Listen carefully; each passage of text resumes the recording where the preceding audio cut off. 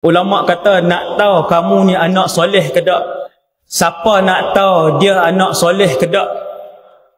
Cuba muhasabah, lihat dalam kehidupan sehariannya berapa kali dia mendoakan ibu dan ayahnya. Kaedah. Ulama kata nak tahu kamu anak soleh atau solehah ataupun tidak, lihat dalam kehidupan seharian kamu berapa kali kamu mendoakan ibu dan ayah kamu ketika mana mereka sudah tidak ada lagi ataupun waktu mereka masih hidup. Pasal apa ulama cakap macam tu?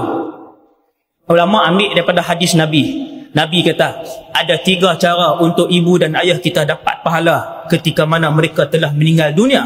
Nombor 3, awaladin salihin yad'ulah, ataupun seorang anak soleh. Apa dia buat?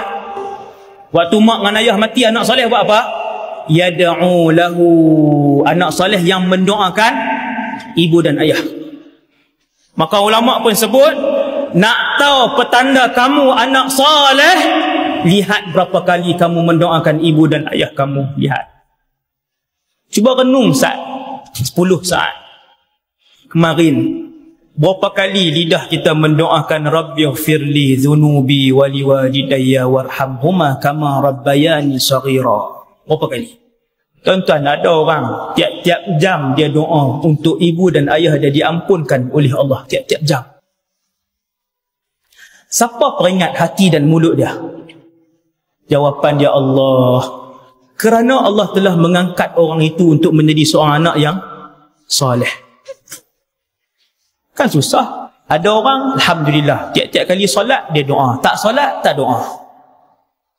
Solat doa, tak solat tak doa. Jadi ya daripada tak doa langsung.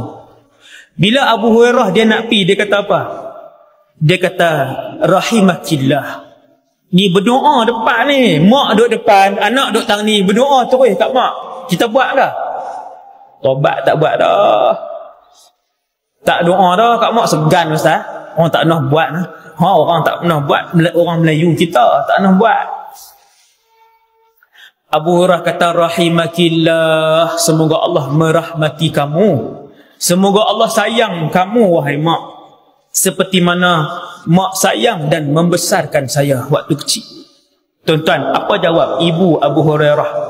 Ibu dia kata rahimakallah, kamu juga ibu doakan supaya Allah merahmati dan menyayangi kamu. Kama barartani kabiran, seperti mana kamu mentaati aku ketika mana kamu besar. Jadi soleh ada anak ni tuan-tuan.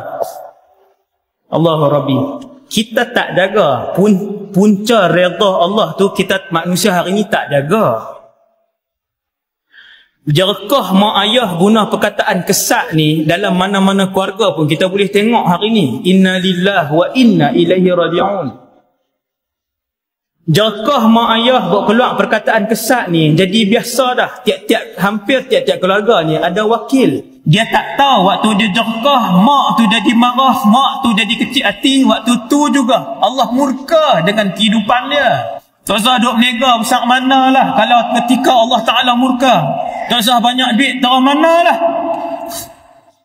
Dia ada kemungkinan untuk banyak duit, dia ada kemungkinan untuk banyak anak, dia ada kemungkinan untuk banyak syarikat, tetapi dia mesti tidak ada kebahagiaan dan ketenangan hati.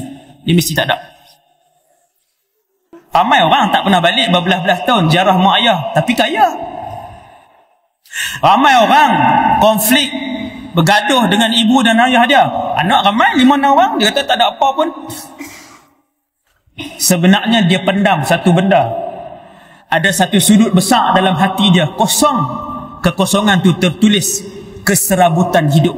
Dia duduk depan 2-13 ribu, tapi dia duduk serabutan, dia rasa kosong. Sebab dia tak ambil hak kunci kebahagiaan tadi ni.